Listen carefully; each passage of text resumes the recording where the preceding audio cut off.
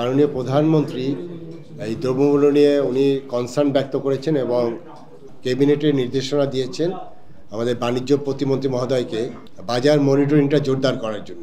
বাণিজ্য প্রতিমন্ত্রী মহোদয় নতুন দায়িত্ব পাওয়ার পরে, নতুন সরকার গঠনের পরে দায়িত্ব পাওয়ার পরে তিনিও এখানে এসে একটি বড় মিটিং করে গেছেন। বাণিজ্য মন্ত্রণালয়ের একটি দায়িত্ব সেটি হলো যে দেশের ব্যবসা বাণিজ্য সেটি দেখভাল করা। তার মধ্যে একটি বিষয় হলো আমাদের দ্রব্যমূল্য। ঠিক এই মুহূর্তে যদি আমরা একটু বিশ্লেষণ করি যে এখানে আমাদের ঢাকার বিশেষ করে আমাদের পাইকারি বাজারের শীর্ষ পর্যায়ের সব নেতৃবৃন্দ আছেন এবং এখানে এই মৌলভীবাজার যে ব্যবসায়ী সমিতি তারাই কিন্তু ঢাকা রাজধানীর শুধু নয়, তারা দেশের আমাদের এই ব্যবসা বিশেষ করে আমাদের এই খুচরা জিনিসপত্র যেগুলো আমরা আমাদের এসেনশিয়াল কমোডিটি সেটি কিন্তু অনেকটাই এই ব্যবসার সাথেই তারা জড়িত। ঠিক এই মুহূর্তে কিন্তু আমরা যদি পারসেপশন দেখি, সেই পারসেপশনটা এরকম যে ব্যবসায়ী মানেই হলো আপনার তারা অবৈধ ব্যবসা করে, ব্যবসায়ী মানেই হলো তারা লুটেরা, অনেক ক্ষেত্রে আমরা বলি ব্যবসায়ী মানে হলো একটা খারাপ একটি বিষয়কে আমরা ইন্ডিকেট করি এবং এটি এখন কেন যেন বাস্তবতা হয়ে গেছে। কিন্তু এর বাইরেও তো এটি সত্য যে এই ব্যবসায়ীরাই এ দেশকে এগিয়ে নিয়ে গেছে। দ্রব্যমূল্য বৃদ্ধির এগুলো অনেক যৌক্তিক কারণ আছে। গত 4 বছরে সারা বিশ্বব্যাপী যা হয়েছে এটি আপনারা কেউ অস্বীকার করতে পারবেন না। সারা বিশ্বব্যাপী এটি প্রভাব পড়েছে। আমি ইচ্ছা করলেই 21 সনের আগে ফিরতে পারবো না। আমাদের একটা নিউ ওয়ার্ল্ড এবং সেই নিউ ওয়ার্ল্ডে যে চ্যালেঞ্জগুলো আছে সেটা শুধু গ্লোবাল চ্যালেঞ্জ না বা আমাদের এই রিজনের চ্যালেঞ্জ না। আমি যদি স্পেসিফিক বাংলাদেশের চ্যালেঞ্জ বলি, সেখানে আমাদের মূল্যস্ফীতি যেটা হয়েছে, আমাদের মুদ্রার যে মূল্যমান কমে গেছে, এটা বাস্তবতা।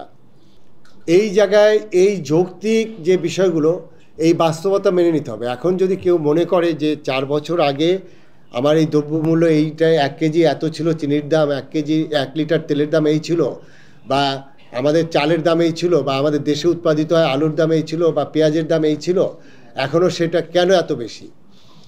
সেটি যৌক্তিক কারণেই বেশি, কিন্তু এর বাইরেও কিছু অযৌক্তিক কারণ আছে এবং সেই অযৌক্তিক কারণগুলো নিয়েই আমরা আজকে এখানে বসেছি।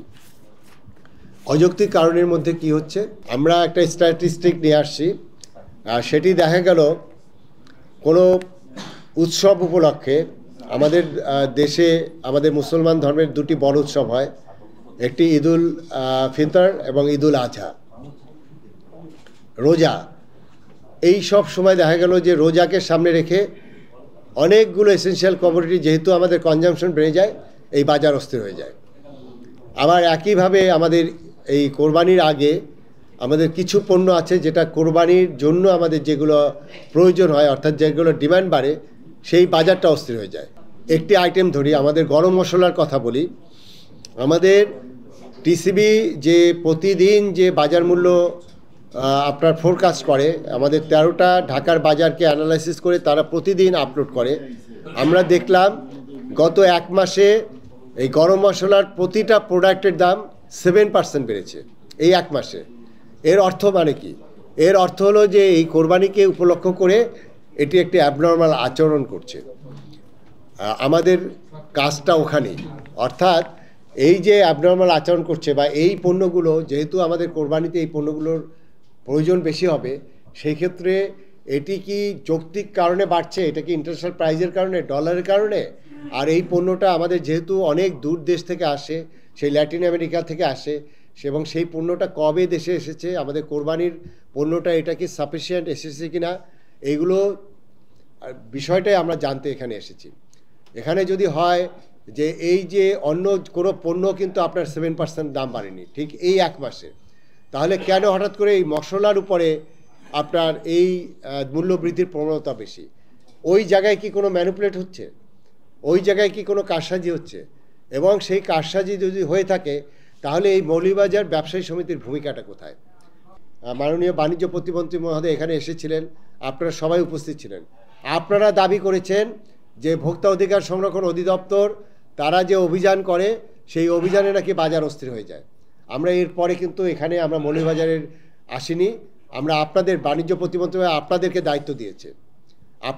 দায়িত্ব দিয়েছে যে আপনারা এই মূল্য বৃদ্ধির জায়গায় যদি ঘটনা ঘটে তাহলে কি হবে যে এই জিনিসটা আপনারা নিয়ন্ত্রণ করবেন, কিন্তু দেখা যাচ্ছে যে আমাদের যে স্ট্র্যাটেজিস বলে সেটি নিয়ন্ত্রিত হয়নি। একইভাবে আমি খাতুনগঞ্জে আমরা গেলাম এবং সেখানেও একই অবস্থা দেখছি। তাহলে এই জায়গাগুলো বোধহয় একটু আলোচনা করা দরকার এবং এইটাই আমাদের আজকে এখানে আসার মূল উদ্দেশ্য। আমার কথা একটাই, সেটি হলো আমাদের এই পণ্যগুলো কত কষ্টে আসছে, সেখানে আমাদের ডিউটি কত, আমাদের কত প্রফিট করবে, সব কিছুই আমাদের কিন্তু এটি ডকুমেন্টেড থাকতে হবে। আমাদের বলার কোনো সুযোগ নেই যে আমার ইম্পোর্ট প্রাইস আমার কত, সেটি আমার কাছে কাগজ দেয়, আমি খাতুনগঞ্জ থেকে বা পাইকারি মার্কেট থেকে কত কিনেছি সেটি আমার কাগজ দেয়, ডকুমেন্ট নাই। এটি কিন্তু আমাদের আইনের ব্যত্যয়। ঈদুল আজহা কেন্দ্রিক আসলে আমাদের এটা ডিমান্ডটা, বাড়তি ডিমান্ডটা সৃষ্টি হয়। আমরা যেটা দেখেছি স্যার যে প্রায় 30 থেকে 35% আমাদের বাড়তি চাহিদা স্যার সৃষ্টি হয় স্যার এই ঈদুল আজহা কেন্দ্রিক এই স্পাইসগুলার। তার মধ্যে যে বিশেষ কয়েকটি স্পাইস, সেটা হচ্ছে জিরা, এলাচ, লবঙ্গ, দারচিনি স্যার। এটা স্যার আমাদের অ্যানালাইসিস যেটা স্যার, যে এটা আসলে প্রেক্ষাপট যেটা আপনি ইতিমধ্যে তুলে ধরেছেন যে ইন্টারন্যাশনাল মার্কেটের প্রাইস, ইভেন স্যার যে বিষয়টা আসছে যে স্যার গত বছরের সাথে যদি আমরা কম্পেয়ার করি সেই ক্ষেত্রে আমাদের যে প্রাইসের এক্সট্রা প্রাইস যেটা হইতে পারে সেটা যদি আমরা চিন্তা করি স্যার, যে আসলে গত বছর ডলারের যে রেট ছিল সেটা আমরা যদি কনভার্সন রেট ব্যাংকে দেখি স্যার, সেই ক্ষেত্রে ছিল 107 টাকা, এখন এসে দাঁড়িয়েছে স্যার সেটা 117 টাকা পর্যন্ত যদি আমরা অফিসিয়ালি দেখি স্যার। আর সেটার যে প্রাইসের স্যার আমরা অ্যাডজাস্টমেন্ট সেটাও যদি চিন্তা করি, সেই ক্ষেত্রে অ্যাডজাস্ট করার পরও স্যার আমরা যে জিনিসটা আমরা স্যার কিছুক্ষণ আগেও আপনাকে বলতেছিলাম যে আসলে 1 মাসের ব্যবধানে যে প্রাইসটা ইনক্রিজ হয়েছে সেইটার আসলে কিছুটা আমরা যদি যৌক্তিক ব্যাখ্যার দিকে যাই, সেই ক্ষেত্রে সেইটা আমাদের কাছে মনে হয়েছে যে আসলে এইখানে কিছু অসঙ্গতি আমরা পাচ্ছি স্যার। যে 1 মাসে কেন স্যার আমরা জিরার মূল্য বৃদ্ধি 7%, এলাচের 6%, দারুচিনিতে 5% এবং লবঙ্গে 2% প্রাইস বৃদ্ধি হয়েছে স্যার, যেটা আসলে আমাদের কাছে মনে হয়েছে যে আসলে এইটার লজিক্যাল কোনো ব্যাখ্যা আসলে ওইভাবে পাওয়া যাচ্ছে না যে এইটা কেন হইতে পারে। আর যেটা প্রাইস গত বছরের সাথে ইনক্রিজ, সেটার কিন্তু স্যার আসলে যৌক্তিক ব্যাখ্যা একটা আছে, যে সেটা হলো স্যার আমরা ইনফ্লেশন অ্যাডজাস্ট করি, অ্যাজ ওয়েল এজ স্যার আমরা যে কারেন্সির ডিভ্যালুয়েশন, ডলারের অবচিতি, সেটা যদি সমন্বয় করি সেটা হয়তো বা স্যার আমাদের যৌক্তিক। কিন্তু লাস্ট যে 1 মান্থে যেটা ইনক্রিজটা হয়েছে সেটা আসলে এইখান থেকে আজকের মিটিংয়ে স্যার এইটার ব্যাখ্যাটা যথাযথ নেওয়া উচিত, যে কেন এই ধরনের ঘটনাটা ঘটেছে। এটা কি স্যার শুধু বাড়তি 30 থেকে 35% বাড়তি চাহিদাকে অ্যাড্রেস করার জন্য এটা হয়েছে কিনা, যদি এইটা হয়ে থাকে সেটা অবশ্যই স্যার আজকের এই সবাই সিদ্ধান্ত নেওয়া উচিত যে এই ধরনের ঘটনা যেটা ঘটেছে সেটার এগেনস্টে ব্যবস্থা নেওয়া উচিত স্যার। স্যারের নির্দেশনা অনুযায়ী গত 5 জন এই মৌলভীবাজারের যে মশলার পাইকারি দোকানগুলো সেইখানে আমরা একটা টিম নিয়ে পরিদর্শনে আসি এবং এই মশলা যে সমিতি রয়েছে সমিতিকেই মূলত আমরা অবগত করেছিলাম এবং তাদের কর্মকর্তা নেতৃবৃন্দ আমাদের সাথে ছিলেন। তো সেখানে আমাদের যে অবজারভেশন, সেই অবজারভেশনটা এরকম যে গত মাসের এই সময়ের তুলনায় এই মুহূর্তে যেটি আমরা দেখেছি সেটি এলাচির দাম 600 টাকা থেকে 1000 টাকা কেজিতে বৃদ্ধি পেয়েছে।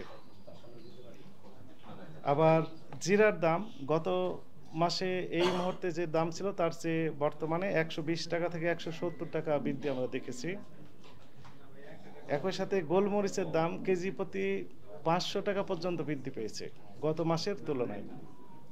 এইরকমভাবে পবিত্র ঈদুল আজহাকে কেন্দ্র করে যে মশলাগুলোর প্রয়োজন হয় বা চাহিদা বেশি থাকে, সেই মশলাগুলোর দাম মূলত বৃদ্ধি পেয়েছে তুলনামূলকভাবে অনেক বেশি। একই সাথে আমাদের আরেকটা অবজারভেশন ছিল, সেটি হচ্ছে যে ক্রয়কৃত যে ক্যাশ মেমো, এই সকল মশলার যে ক্যাশ মেমো যেখান থেকে এই ব্যবসায়ী নেতৃবৃন্দ কিনে নিয়ে আসছেন, সেই ক্যাশ মেমোর সাথে আমরা দেখলাম যে মূল্য তালিকায় প্রদর্শনকৃত মূল্যের যে ক্রয় মূল্য দেওয়া হয়েছে তার কোনো মিল নেই। উদাহরণ হিসেবে আমি যদি বলি যে হয়তো এলাচি ক্রয় করা হয়েছে 2000 টাকা কেজি, কিন্তু মূল্য তালিকায় লেখা আছে ক্রয়ের জায়গায় 2500 টাকা, 500 টাকা হয়তো বেশি লেখা হয়েছে। আমরা জিজ্ঞেস করলাম যে এরকম কেন, তো বলছে যে এটি সবাই তাই করেন। কেন করেন? এই কারণে করেন যে যেহেতু মশলার দাম বৃদ্ধি পেয়েছে, এই জন্য স্বাভাবিকভাবে ক্রয়ের মূল্যটা অপেক্ষাকৃতভাবে বেশিভাবে টানানো হয়েছে এবং সবাই এটি করেন এমনটি আমাদের কাছে জানানো হয়েছে। আমরা বেশ কয়েকটি প্রতিষ্ঠানে আমরা পরিদর্শন করেছি, তো এটি যথাযথ হয়নি বলে আমাদের কাছে মনে হয়েছে। একই সাথে আমরা যেটি দেখলাম যে মূল্য তালিকায় প্রদর্শন করা হয়েছে এক রকমের মূল্য, কিন্তু ক্যাশ মেমো ভেরিফাই করে আমরা দেখলাম যে আর একটু বেশি মূল্য নেওয়া হয়েছে। এইরকম অসামঞ্জস্যতা আমরা পেয়েছি। এই কারণে গত 5 জন 2টি প্রতিষ্ঠানকে সতর্কতামূলকভাবে 20,000 টাকা করে জরিমানা আরোপ করা হয়েছে। এই সময় এই মৌলভীবাজার ব্যবসায়ী সমিতির সম্মানিত সভাপতি সহ অন্যান্য নেতৃবৃন্দ এসেছেন এবং তারা আমাদের কাছে বললেন যে ঠিক আছে, এগুলো আমরা নিজেরাই কারেকশন করব, আমি যেন আর অন্য প্রতিষ্ঠানে না যাই। তো তাদের উপর দায়িত্ব দিয়ে আমি অভিযানটা ওই দিনের জন্য শেষ করেছি। ধন্যবাদ স্যার।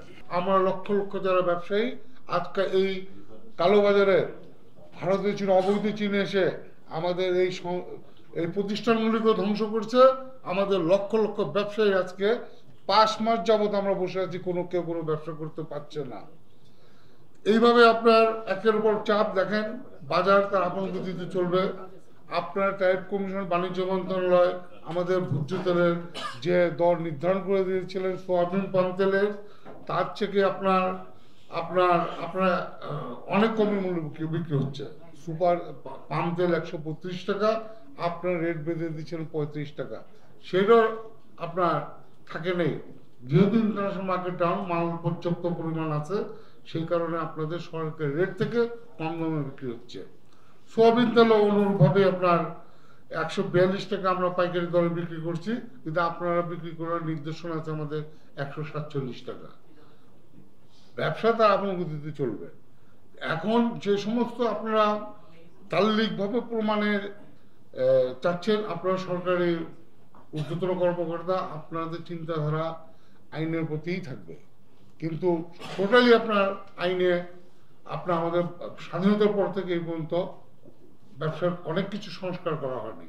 কিন্তু এই যে চিনির ব্যাপারে আমরা ধারে ধারে ঘুরছি আপনার, কিন্তু কোনো কাজ হচ্ছে না। আপনার ট্রাকে এমনকি আমার মনে কয়েকদিন পরে আপনার কার্গো বিমানও চিনি চলে আসতে পারে।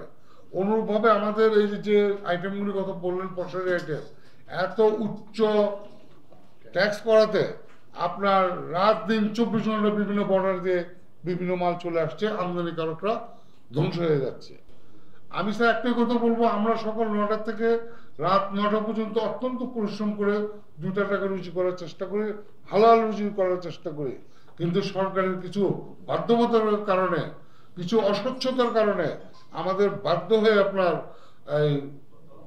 কিছু ডানবা চিন্তা করতে হয়, যে কারণে আপনার দালালিকের প্রমাণের সাথে বাস্তবতার মিল থাকে না।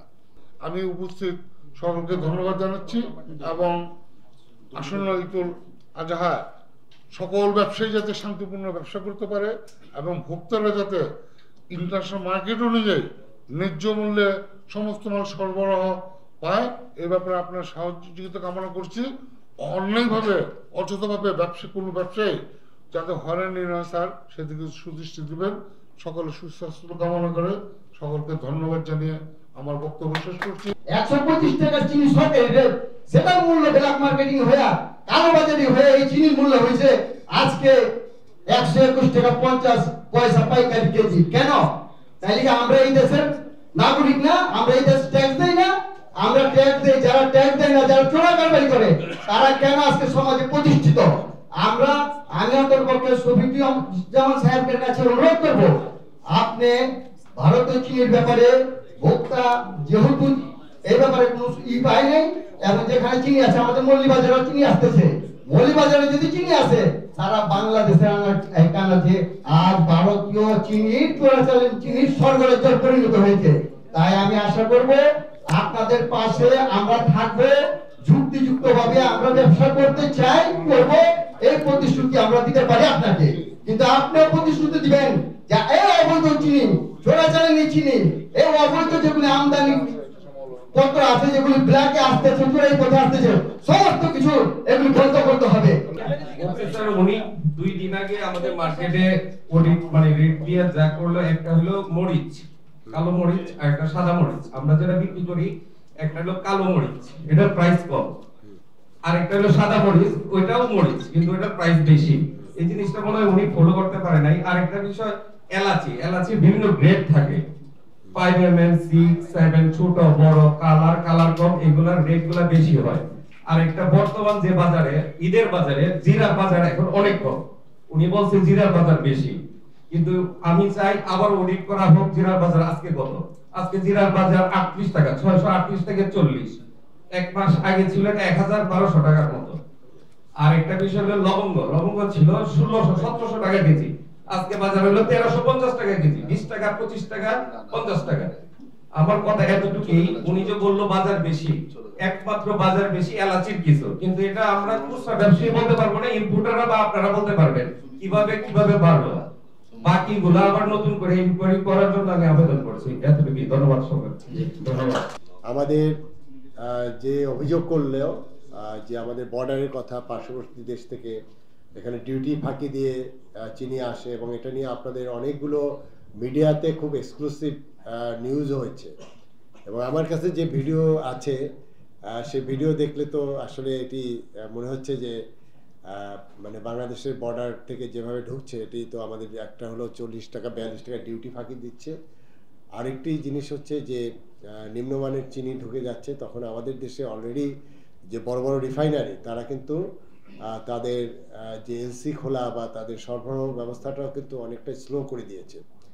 তো সেই ক্ষেত্রে আমার কি কাজ, এই বিষয়টি আমি বাণিজ্য মন্ত্রণালয়ের যে মিটিংগুলো হয়, আমাদের টাস্ক ফোর্সের মিটিং হয়, এখানে বাণিজ্য মন্ত্রণালয়ের অতিরিক্ত সচিব আছেন, সেখানে আমি স্ট্রং এই বিষয়টি আমার অবস্থান ব্যক্ত করেছি। এবং সম্প্রতি 2 সপ্তাহ আগে কৃষি মন্ত্রী মহোদয়ের নেতৃত্বে কৃষি মন্ত্রণালয়, কৃষি মন্ত্রী মহোদয়, শিল্পমন্ত্রী মহোদয় এবং বাণিজ্য প্রতিমন্ত্রী মহোদয় সহ 3 জন মন্ত্রীর সহ একটি মিটিং হয়েছিল। এবং সেখানে মিটিংয়ের ভিতরে মিডিয়া ছিল না, মিটিংয়ের পরে মিডিয়াকে আহ্বান করা হয়েছিল, কৃষিমন্ত্রী মহোদয় ব্রিফ করেছেন।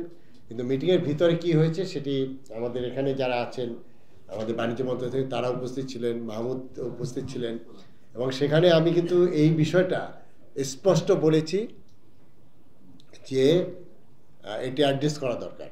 এখন নিশ্চয়ই আপনারা জানেন যে বর্ডারের এই বিষয়টা অ্যাড্রেস করা তো ভোক্তা অধিকার থেকে আমি করতে পারবো না, কিন্তু আমি কি করতে পারি, আপনাদের পক্ষে আমি কিন্তু এই বিষয়টি স্ট্রংভাবে বলেছি।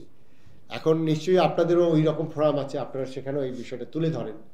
আমি তো এই বর্ডারের যে ব্যবস্থাপনা, এটা তো আমি বিভিন্ন ফোরামে তুলে ধরতে পারি, কিন্তু আমি তো ওটা বাস্তবায়ন করতে পারবো না।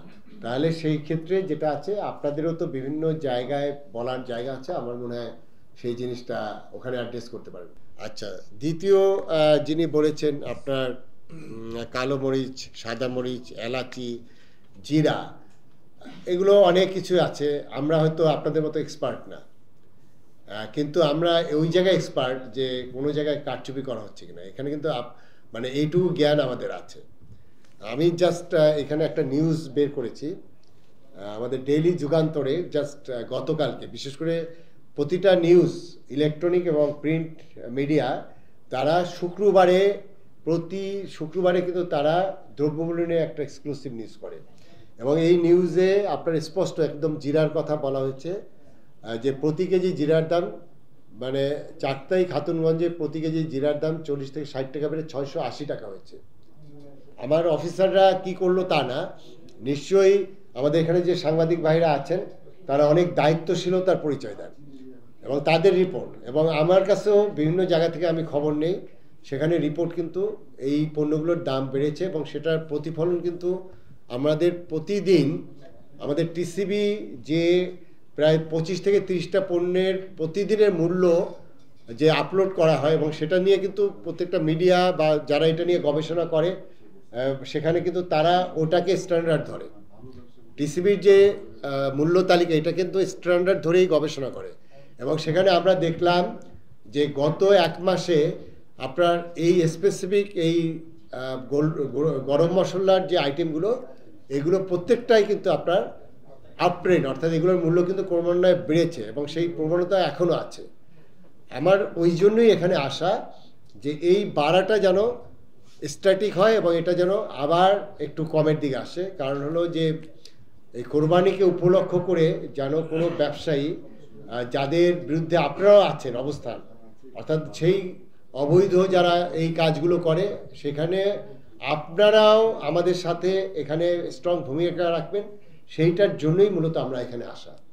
এবং এটি যদি আমরা দেখি যে না আপনারা এটা মনিটর করছেন, তাহলে কিন্তু ওই যে জব্বার মন্ডল কিন্তু এখানে এসে যে আপনারা অনেক সময় বলেন হয়রানি, আমি বলবো যে এটা মনিটরিংয়ের একটা অংশ।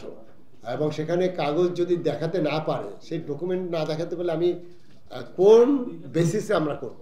তো এই জায়গায় আসলে আপনাদের বক্তব্য একরকম, আমাদের বক্তব্য আর একরকম, কিন্তু এন্ড অফ দ্য ডে আমরা চাই, আমরা ব্যবসায়ী কমিউনিটিকে নিয়েই কিন্তু এই সুষ্ঠু বাজার ব্যবস্থা করতে চাই, সেই জন্য আপনাদের সহায়তা চাচ্ছি। Thank you.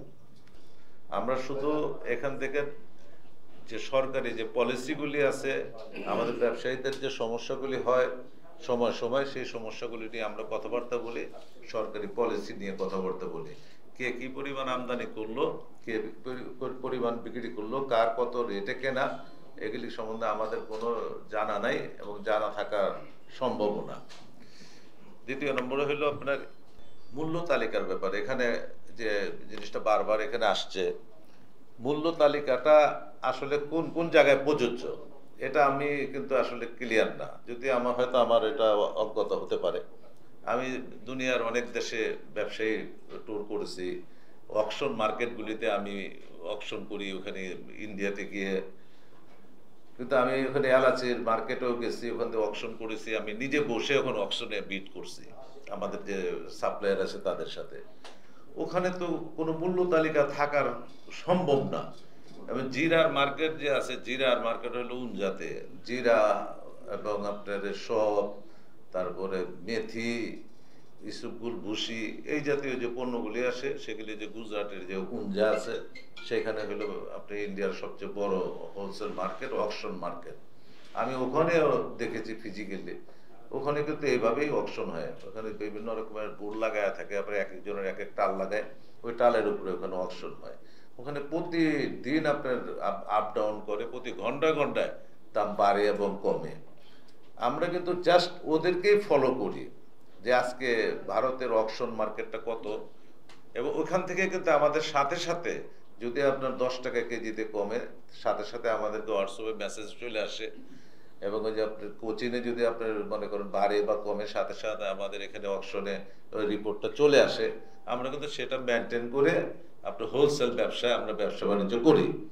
তো এখানে আপনার মূল্য তালিকা হোলসেল ব্যবসার জন্য কতটুকু প্রযোজ্য, সেটা আমার মনে হয় একটু ভেবে দেখা উচিত। গোলমরিচের ব্যাপারে বলছেন, গোলমরিচ কিন্তু দু রকম হয়, একটা হয় কালো গোলমরিচ, একটা হয় সাদা গোলমরিচ। কালাটাকে ছিলকা ফেলে দিয়ে একটা প্রসেসিং এর মাধ্যমে তারা সাদা করে, সেটা ওই যে বোরহানি টোরহানি যে আমাদের এখানে ব্যবহার হয়, সেখানে ওই ওই ওই সাদা গোলমরিচটা ব্যবহার হয়। তো সাদা গোলমরিচের দাম আপনার বৃদ্ধি হইল, এটা আপনার এটা 1100-র মতো ছিল, সেটা এখন 1250 হয়ে গেছে। এটা আরো কিছু বৃদ্ধি হওয়ার সম্ভাবনা আছে। এটাও কিন্তু ওই প্রতিদিনই কিছু কিছু করে দাম বাড়তেছে। এখানে আমাদের কিছুই করার নাই, বিশ্ববাজার দাম বাড়লে আপনার দাম বাড়বে, এটাই স্বাভাবিক। আজকাল তো অনেকেই ব্যবসা বাণিজ্য করতেছেন, পুলিশের দেখা যায় বিভিন্ন রকমের আপনার প্লাজা টালাজা বানায় মার্কেট টার্গেট করতেছেন, ব্যবসা করতেছেন, আর্মিরা করতেছে, তাদের ম্যানুফ্যাক্চারি করছেন। তো ওনাদেরকে কিছু কিছু দায়িত্ব দেওয়া হোক না, যে আপনার তোমরা একটা সেল গুলো, তোমরা এই জিরা আমদানি করো, এলাচি আমদানি করো, চিনি আমদানি করো, কইরা ব্যবসায়ীদেরকে দেখাইয়া দাও, তাদের চাইতে কম বিক্রি, আগেদেরকে লস করাইয়া দাও। আগে তো আমরা দেখছি পাকিস্তানে বলে তো এরকম ছিল, ব্যবসায়ীরা বাড়াইলে তখন টিসিবিডি দিয়ে বাজার সয়লাভ করে দিত। তা আপনারা এই উদ্যোগটা নিচ্ছেন না কেন? শুনেন, স্মাগলিংটা বন্ধ করেন, ডিউটিটা সমন্বয় করেন, আমাদের আপনার ডিউটির যে আপনার ফিক্সড ডিউটি করে দেন, তাইলে আর আপনার ওই ইনভয়েস নিয়ে আসলে আমরা আপনাদের সঠিক উত্তরটা দিতে পারবো, আপনারাও নিজেরা বুঝতে পারবেন। তো এই জটিলতাটা দূর করেন।